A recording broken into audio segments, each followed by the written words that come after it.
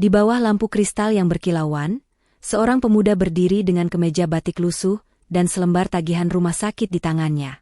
Ia datang bukan untuk meminta belas kasihan, hanya satu kesempatan untuk menyelamatkan ayahnya. Namun yang ia terima adalah tawa, hinaan, dan penolakan dari darah dagingnya sendiri. Malam itu, ia kehilangan segalanya.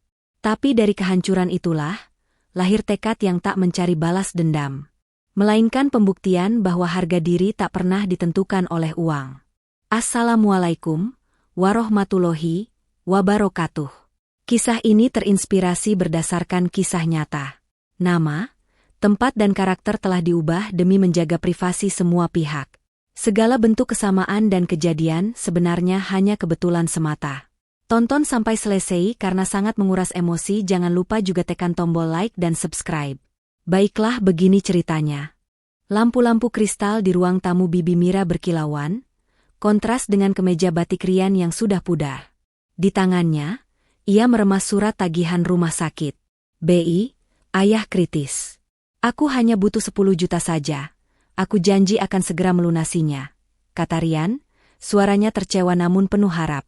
Mira, yang duduk di sofa beludru, hanya memutar matanya sambil menyesap teh mahalnya.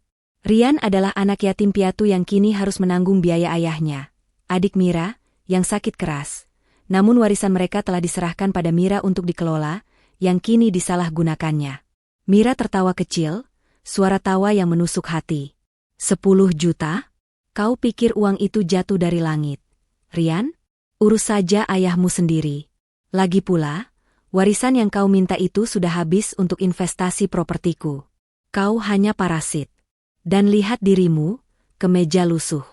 Dini, bukankah kau punya pakaian lama yang bisa kau berikan padanya? Dini, yang sedang menghitung uang tunai, menyahut tanpa menoleh, tidak ada, Ma. Pakaianku terlalu bagus untuk kuman. Rasa sakit itu menghantam Rian, lebih tajam daripada tamparan fisik. Ia berdiri, matanya berkaca-kaca, tetapi tidak ada air mata yang jatuh. Hujan deras mengguyur pemakaman kecil. Hanya Rian dan beberapa tetangga tua yang hadir. Setelah menguburkan satu-satunya orang yang ia cintai, Rian mengepalkan tangannya di atas gundukan tanah basah. Ia tidak menangis lagi. Air matanya telah mengering, digantikan oleh bara api tekad. Aku pergi, ayah. Tapi aku akan kembali. Aku akan tunjukkan pada mereka apa arti ketulusan dan kerja keras. Aku akan kembali bukan untuk balas dendam, tetapi untuk menunjukkan bahwa harga diriku tidak bisa dibeli, bisiknya pelan. Ia meninggalkan kota itu dengan ransel usang, menatap cakrawala yang kelabu. Dinginnya malam Jakarta menusuk tulang. Rian meringkuk di bangku taman, menggunakan ranselnya sebagai bantal. Bunyi klakson dan hiruk-pikuk kota adalah satu-satunya lulabinya. Ia makan sisa makanan dari warung pinggir jalan dan mencari pekerjaan apapun, mulai dari kuli panggul hingga petugas kebersihan. Kelelahan fisik luar biasa, tetapi setiap kali ia memejamkan mata, wajah Bibi Mira yang mengejek muncul, memberinya energi untuk bangun dan berjuang lagi. Dia tahu, ini adalah ujian terberatnya. Setelah berbulan-bulan, Rian bekerja sebagai operator mesin di sebuah pabrik suku cadang kecil. Suatu malam, ia tinggal terlambat untuk memperbaiki sendiri mesin yang rusak, menggunakan pengetahuan teknis minim yang diwarisi dari ayahnya. Pak Harsono, pemilik pabrik yang sudah tua, melihatnya. Terkesan dengan integritas dan etos kerja Rian, Pak Harsono mengambilnya di bawah sayapnya, mengajarinya tentang bisnis, strategi, dan yang paling penting, nilai kemanusiaan. Modal terbesar itu bukan uang, Rian, tapi kepercayaan, kata Pak Harsono, tersenyum hangat. Ruang rapat berlantai 50 di gedung pencakar langit. Rian, kini mengenakan setelan jas mahal yang pas di tubuhnya, memimpin rapat dengan puluhan eksekutif. Tatapannya masih tajam, tetapi kini dipenuhi otoritas. Perusahaan yang ia bangun dari nol bersama Pak Harsono kini bernilai miliaran. Dia tidak lagi pemuda lusuh. Dia adalah Tuan Rian, yang namanya dihormati di dunia bisnis. Namun, di balik semua kemewahan itu, tujuan aslinya, untuk mencari penutupan, masih belum terpenuhi.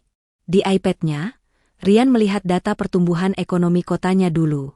Ia menemukan laporan bahwa toko-toko lama di sana, termasuk warung yang dulu ditinggalkan ayahnya dan kini dikelola Mira, sedang gulung tikar.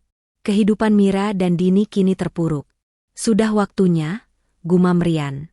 Asistennya, Laras, masuk. Siapkan mobil dan jet pribadi. Aku akan mengunjungi kota asalku. Dan Laras, siapkan proposal pembelian properti. Aku ingin membeli semua yang pernah ayahku miliki, ditambah beberapa properti di sekitarnya. Deru mesin sedan hitam mewah Rian memecah kesunyian jalan Melati. Anak-anak kecil dan tetangga yang dulu mengenalnya berkerumun, menatap takjub pada iring-iringan mobil mewah yang berhenti di depan rumah yang sudah lusuh. Rian keluar, penampilannya yang elegan dan karismatik membuatnya tampak seperti orang asing dari dunia lain. Dia berjalan perlahan, menikmati aroma masa lalunya, tetapi hatinya terasa beku, siap menghadapi konfrontasi yang tak terhindarkan. Warung itu menyedihkan. Catnya mengelupas, jendelanya kotor, dan hanya ada beberapa bungkus mie instan di etalase. Mira, dengan rambut abu-abu tak terawat dan Dini yang kehilangan kilaunya, duduk di sudut, menghitung sisa koin. Keduanya sangat tertekan. Mereka tidak mengangkat kepala sampai Rian berdiri tepat di depan meja kasir. Rian menatap mereka, ada rasa iba yang samar di hatinya, bercampur dengan ingatan pahit.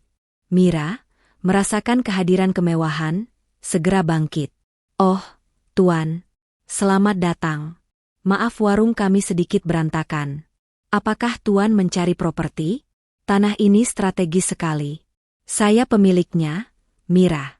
Dan ini anak saya, Dini, ucap Mira, senyum palsunya terlihat jelas. Dini buru-buru merapikan rambutnya dan menawarkan Rian air mineral mahal yang mereka simpan untuk tamu penting. Kami siap menjualnya kepada investor yang tepat, Tuan. Kami sangat terbuka untuk negosiasi, tambah Dini, matanya penuh harapan buta. Rian hanya mengangguk, membiarkan permainan ini berlanjut sedikit lebih lama. Rian meletakkan gelas air mineralnya. Senyumnya menghilang, digantikan oleh ekspresi serius yang dingin. Kalian tidak mengenaliku? Tanyanya. Ia kemudian menyebut nama lengkapnya, Rian Satria. Seketika, senyum di wajah Mira runtuh.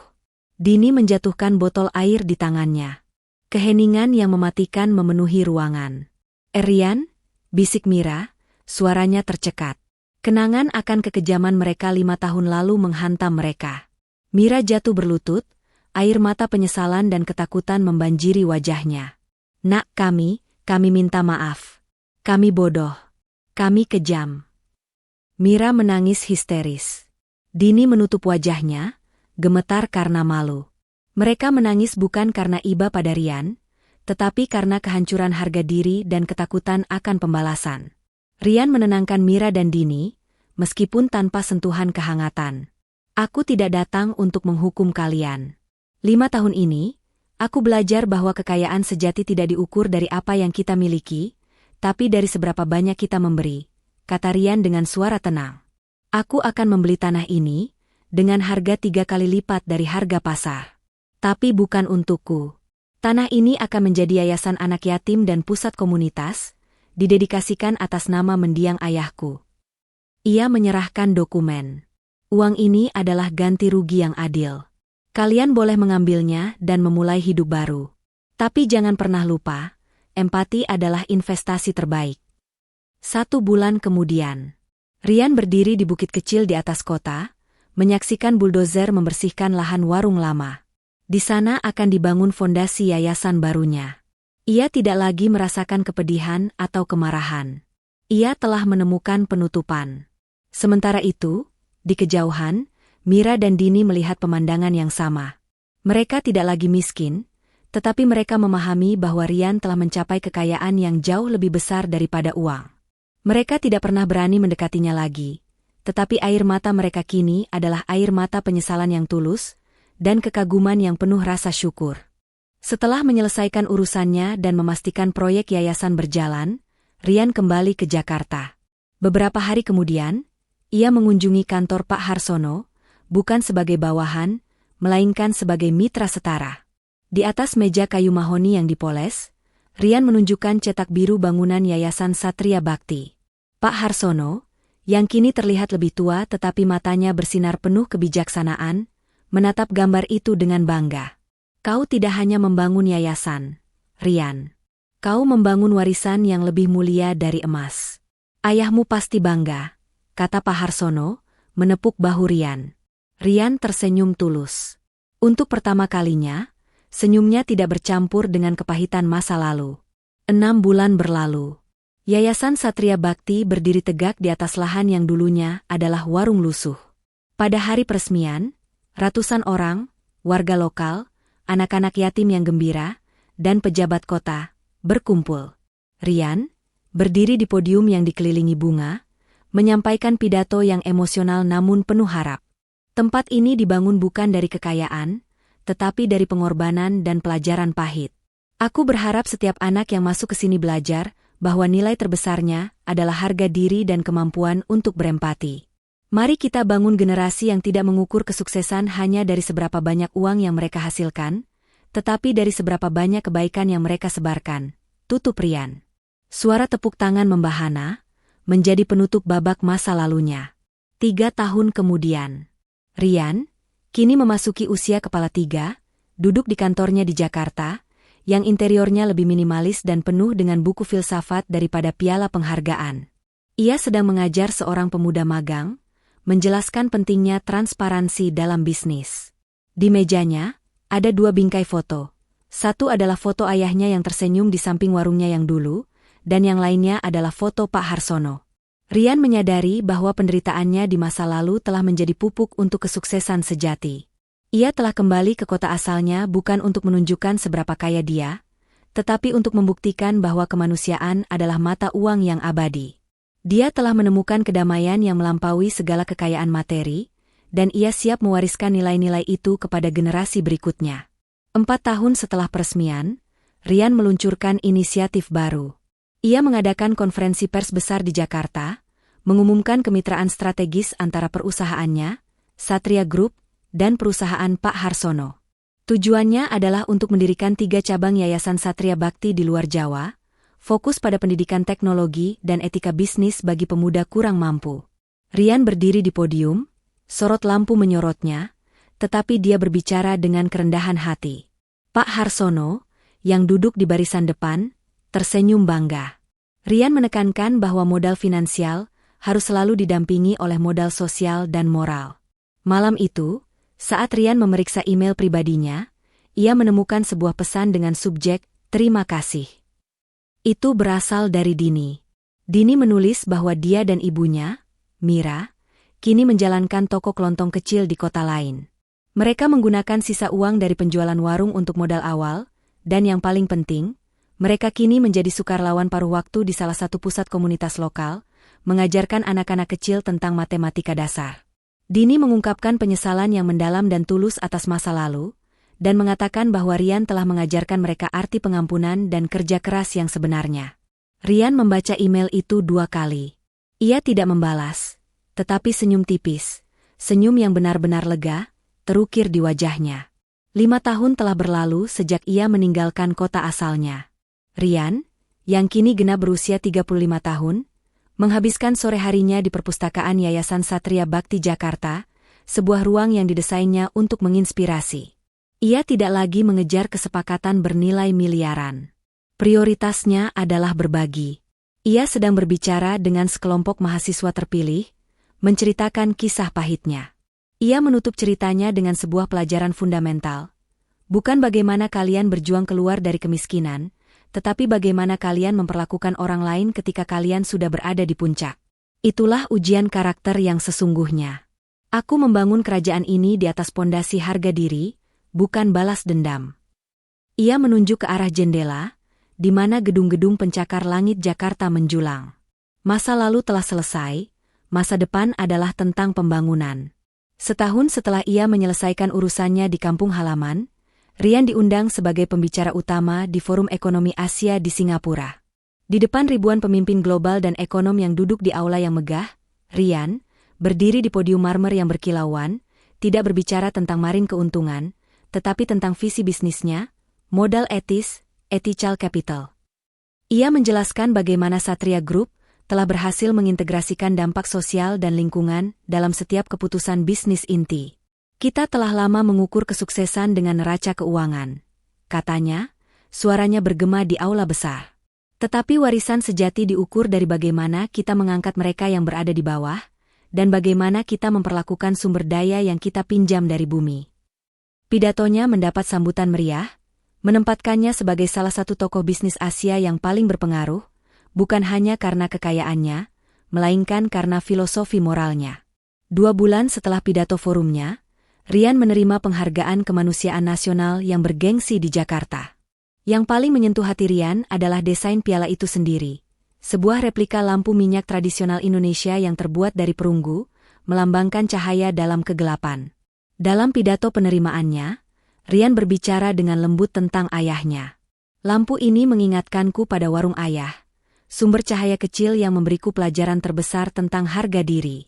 Jika ayahku masih hidup, dia akan memberitahuku bahwa kehormatan terbesar bukanlah piala ini, tetapi kesempatan untuk membantu satu jiwa yang membutuhkan, katanya, menahan emosi. Foto ayahnya yang tersenyum di samping warungnya diproyeksikan di belakangnya, sebuah momen yang menyatukan masa lalu yang menyakitkan dengan masa kini yang penuh makna. Suatu sore yang tenang di Jakarta, 6 tahun setelah ia pertama kali meninggalkan kota asalnya, Ryan duduk di kantornya, menghadap jendela kaca yang menampilkan pemandangan kota. Laras, yang kini menjadi CEO yayasan sekaligus kepala strateginya, masuk membawa laporan triwulanan. Ryan melihat Laras yang ambisius namun berhati mulia, mengingatkannya pada dirinya sendiri saat muda dan peran besar Pak Harsono. Ryan mengambil pulpen dari meja, yang merupakan hadiah dari Pak Harsono dan bertuliskan kata, kepercayaan. Laras, kata Ryan, sambil tersenyum hangat. Ingatlah apa yang pernah Pak Harsono katakan kepadaku. Modal terbesar itu bukan uang, tapi kepercayaan. Jika kamu menjaga integritasmu, kerajaan manapun yang kamu bangun akan berdiri kokoh, jauh melampaui masa hidupmu. Laras mengangguk, menyerap kebijaksanaan itu.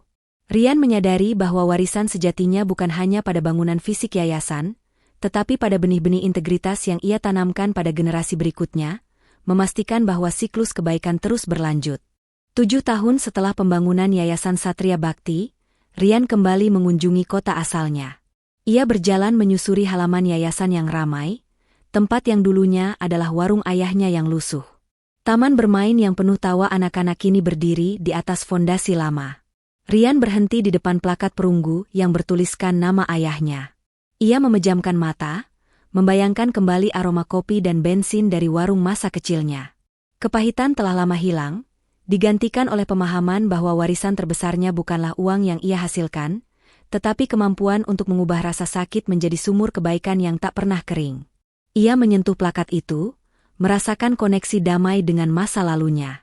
Di salah satu kelas Yayasan Satria Bakti, seorang siswa berusia 14 tahun bernama Bima sedang memperbaiki robot kecil yang rusak, persis seperti yang Ryan lakukan di pabrik Pak Harsono bertahun-tahun lalu.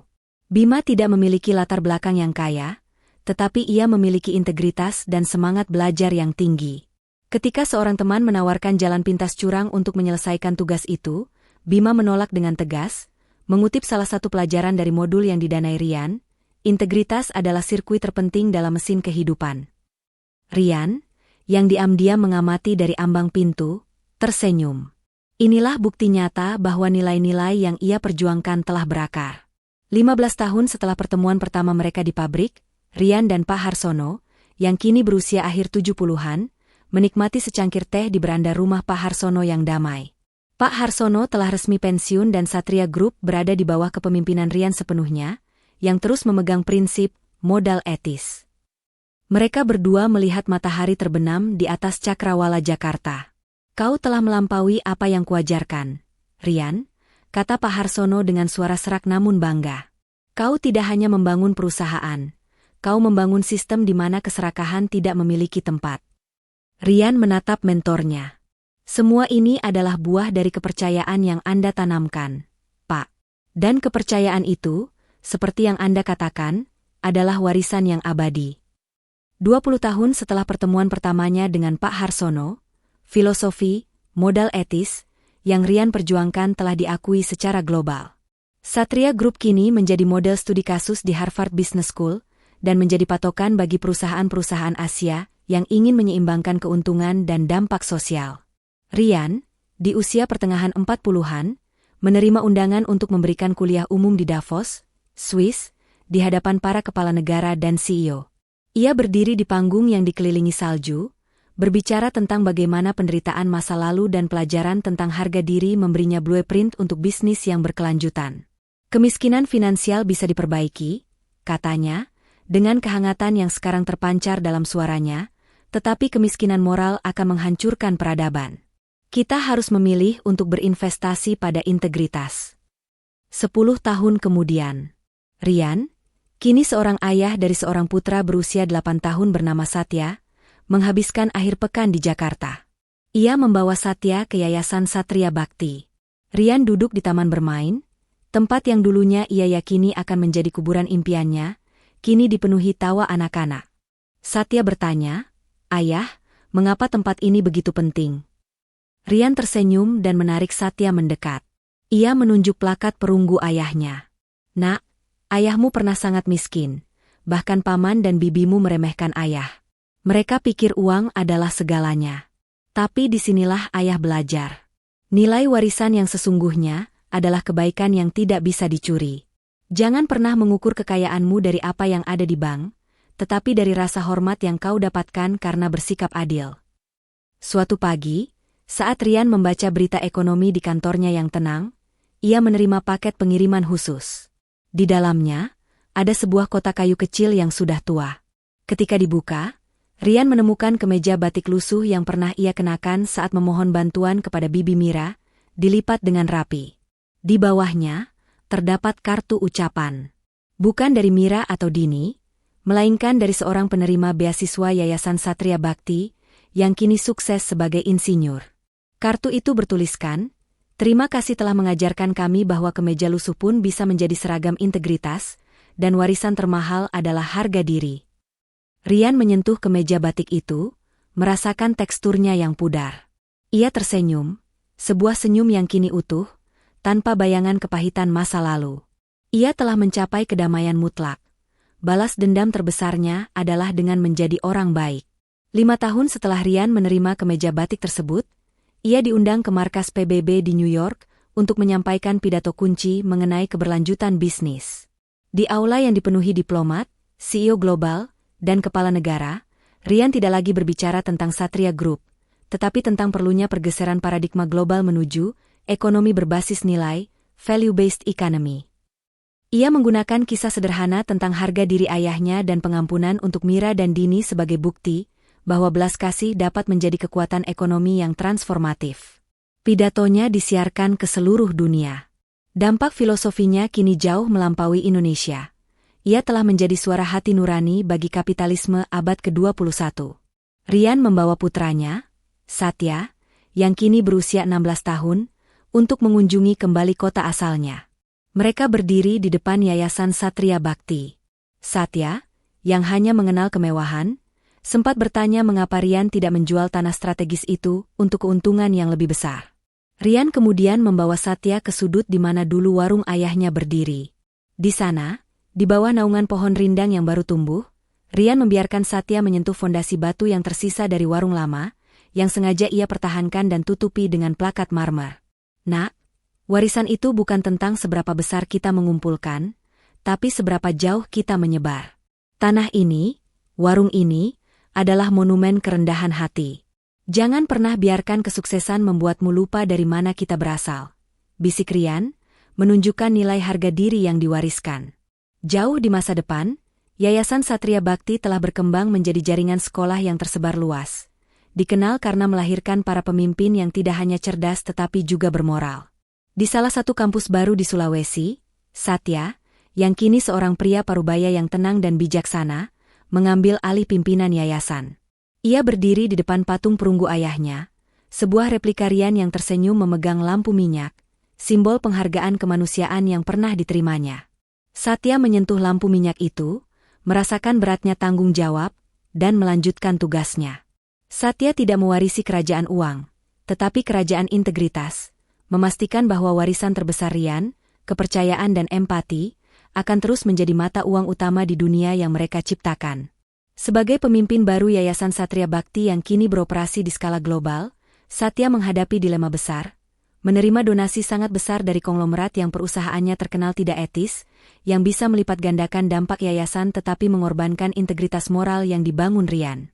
Satya, seorang pria parubaya yang tenang dan bijaksana, duduk di kantor yang dulu milik ayahnya, menatap bingkai foto Pak Harsono dan kakeknya, mencari panduan. Setelah berdiskusi panjang dengan Laras, yang kini menjadi penasihat senior yang bijaksana, Satya memutuskan untuk menolak donasi tersebut. Warisan ini bukan tentang cepat kaya, Laras. Ayah mengajarkan bahwa integritas adalah mata uang yang tidak bisa dinegosiasikan. Kami akan tumbuh lambat, tetapi bersih, kata Satya, menggemakan prinsip Rian. Dengan komitmen terhadap ekonomi berbasis nilai, Satya dan timnya meluncurkan Satria Global Ethics Fellowship, sebuah program beasiswa internasional yang melatih para pemimpin muda di seluruh dunia dalam bisnis berbasis empati dan keberlanjutan. Dalam peluncuran yang disiarkan dari markas yayasan di Jakarta, Satya berdiri di podium yang elegan, menggunakan platform tersebut untuk mengulang kisah ayahnya, menekankan bahwa kegagalan untuk menunjukkan belas kasih adalah kemiskinan sejati. Di barisan penonton, terlihat Laras yang sudah sepuh duduk tegak, tersenyum bangga, menyaksikan benih yang ditanam Rian telah berbunga menjadi gerakan global.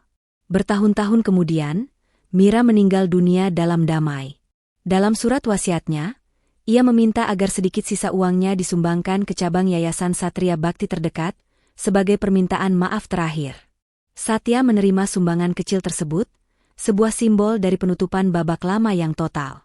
Satya kemudian mendirikan museum kecil di Yayasan Jakarta, yang menampilkan kemeja batik lusuh Rian, piala penghargaan, dan plakat marmer dari fondasi Warung Lama. Ia berdiri di sana, bersama Satya mudanya, cucu Rian, yang kini berusia 10 tahun, menjelaskan bahwa museum itu bukan untuk merayakan kekayaan, tetapi untuk mengabadikan perjalanan dari harga diri yang diinjak-injak menjadi warisan kebaikan yang abadi. 20 tahun setelah pendirian museum, Satya muda, cucu Rian, kini telah memimpin Satria Global Ethics Fellowship di usianya yang matang. Ia berdiri di panggung yang sama di mana kakeknya, Rian, pernah memberikan pidato bersejarah di Forum Ekonomi Asia di Singapura. Rambutnya hitam, matanya tajam seperti kakeknya, tetapi suaranya dipenuhi ketenangan yang diwarisi dari ayahnya. Satya muda meluncurkan inisiatif Warisan Tanpa Batas, sebuah dana abadi global yang dikhususkan untuk mendukung kewirausahaan berbasis integritas di negara-negara berkembang. Dia berbicara tentang bagaimana penderitaan kakeknya telah melahirkan sebuah pergerakan, dan bahwa warisan sejati adalah rantai kebaikan yang tidak boleh terputus. Di kantor pusat Satria Group yang megah di Jakarta, kemeja batik lusuh Rian, yang kini dipajang dalam kotak kaca berukir di lobi utama, telah menjadi objek ziarah simbolis. Setiap CEO anak perusahaan Satria, setiap pemimpin proyek besar, harus melewati lobi itu dan merenungkan maknanya. Kemeja itu tidak lagi dilihat sebagai simbol kemiskinan, melainkan sebagai fondasi etika seluruh konglomerat. Satya, ayah dari Satya muda, sering menjelaskan kepada para petinggi baru, kain ini lebih berharga daripada semua uang di brankas kita. Ini adalah pengingat harian bahwa kita harus berbisnis dengan hati yang bersih. Pada ulang tahun Yayasan Satria Bhakti yang ke-50, sebuah monumen perunggu didirikan di tengah taman bermain yayasan di kota asal Rian. Monumen itu bukan patung Rian yang sukses, tetapi patung seorang ayah, ayah Rian, yang tersenyum sedang memegang lampu minyak kecil, yang kini menjadi lambang resmi yayasan. Di bawah patung itu tertulis, "Warisan sejati bukanlah apa yang kita kumpulkan, melainkan benih kebaikan yang kita sebarkan." Satya muda, berdiri di samping monumen itu bersama puluhan anak-anak yatim yang ceria, menyadari bahwa lingkaran penuh telah tercapai. Keluarga mereka tidak lagi berjuang melawan kemiskinan atau kekejaman, mereka kini menjadi arsitek kebaikan yang abadi. Satya muda melanjutkan warisan kakeknya dengan visi yang semakin luas.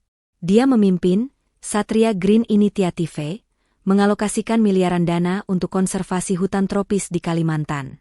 Di tengah lanskap hijau yang subur, Satya muda mengadakan pertemuan Dewan Eksekutif di sebuah kamp yang ramah lingkungan, bukan di ruang rapat ber-AC. Ia menjelaskan kepada para eksekutif dan investor global, kita tidak hanya menanam pohon, kita menanam integritas. Bisnis tidak dapat bertahan di planet yang mati.